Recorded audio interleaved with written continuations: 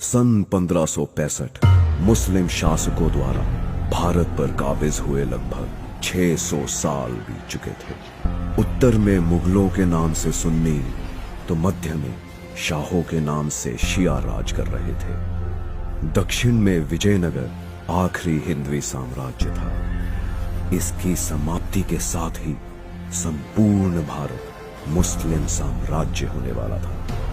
15 जनवरी 1565 को मुस्लिम शासकों द्वारा विजयनगर के अंतिम सम्राट राजा राम राय की गर्दन का सूली पर चढ़ा दी गई और इसी के साथ हुई हिंदवी साम्राज्य की संपूर्ण समाप्ति की घोषणा। पर फिर भारत को बेबीलोन की तरह किताबों के पन्नों से गुम होने से कैसे बचाया गया? कैसे एक मृत कर दी गई सभ्यता फिर जीवित हुई? इस कहानी की शुरुआत हुई सन 1645 महाराष्ट्र के रायरेश्वर मंदिर से। एक 16 वर्ष के बालक द्वारा शिवलिंग पर अपना खून चढ़ा हिंदवी स्वराज्य की शपथ ली गई। इस पराक्रमी बालक का नाम था शिवाजी राजे भोसले।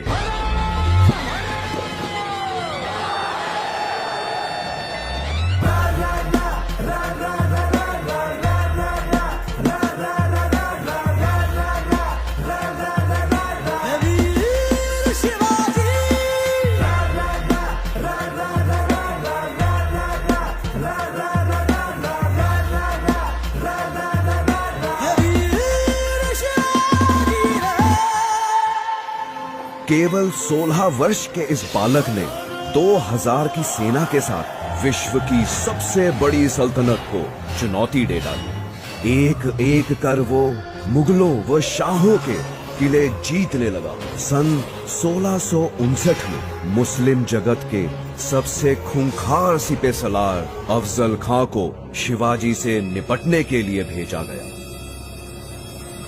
कहा जाता है कि शिवाजी पर आक्रमण की शुरुआत जल्लाद अफजल खां ने अपनी 40 रानियों के कत्ल से की थी, लेकिन शिवाजी की चतुराई के सामने अफजल खां की बेरहमी भी काम ना आ सकी। स्वयं को अफजल खां से डरा हुआ बताकर शिवाजी ने उसके सामने संधि का प्रस्ताव रख दिया। अहंकार में मदहोश अफजल खां चंद सैनिकों के साथ संधि करने शिवाजी के किले में दाखिल हो गया। शिवाजी ऐसा मौका चूकने वालों में से न थे। शिवाजी द्वारा अफजल खां का अंत कर मुस्लिम सल्तनत को बड़ी मात दे दी गई। इसके बाद कोल्हापुर, पवनखिंड, उम्बेरखिंड, चाकन, कल्याण, सिंहगढ़, पुरंदर और पुणे जैसे दर्जनों युद्धों में शिवाजी द्वारा मुस्लिम सल्तनत की जड़ें हिला दी। शिवाजी को रोकना नामुमकिन सा हो गया था। ऐसा लग रहा था मानो दक्षिण में विजयनगर का हिंदवी राज फिर से जन्म ले रहा हो।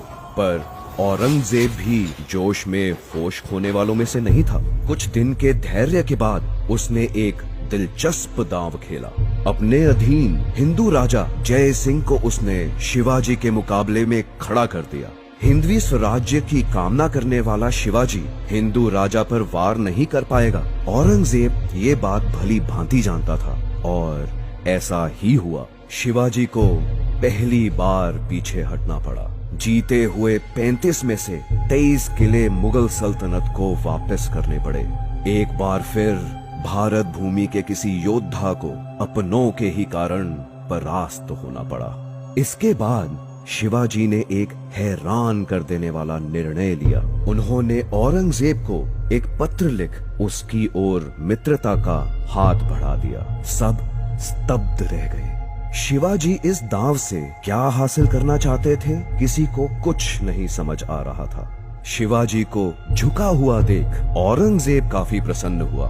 मुगलों से हाथ मिला शिवाजी द्वारा दक्कन की शिया सल्तनतों को जीता जाने लगा। संपूर्ण भारत को मुगल शासन के अधीन देखने का इच्छुक औरंगजेब शिवाजी की कुशल रणनीति से बेखबर था और दक्कन में शिवाजी की इन जीतों को अपनी जीत समझ रहा था। और आखिर एक दिन 6 जून 1674 में शिवाजी ने 50,000 से अधिक ब्राह्मणों, पुरोहितों, क्षत्रिय राजाओं व व्यापारियों को एक भव्य समारोह में एकत्र किया। सबके सामने वेद मंत्र उच्चारण के बीच शिवाजी ने स्वयं को छत्रपति घोषित कर दिया। हिंदवी सल्तनत अब एक स्वतंत्र सल्तनत ऐलान की जा चुकी थी।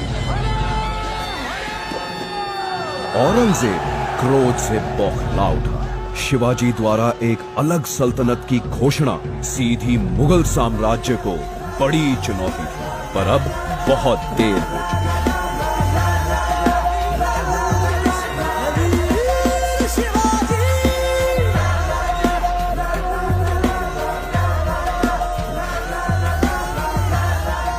औरंगजेब के साथ संधि की आड़ में शिवाजी द्वारा अपार शक्ति इकट्ठी की जा चुकी थी। सैकड़ों किलों को फतेह कर हिंदवी सल्तनत का प्रभाव पूरे दक्षिण भारत में फैला दिया गया था और अब उत्तर के मुगल साम्राज्य से निपटने का समय था। लेकिन एक दिन 3 अप्रैल 1680 को अचानक शिवाजी की मृत्यु की खबर आई। सभी की धड़कनें रुक सी गई, समय थम सा गया।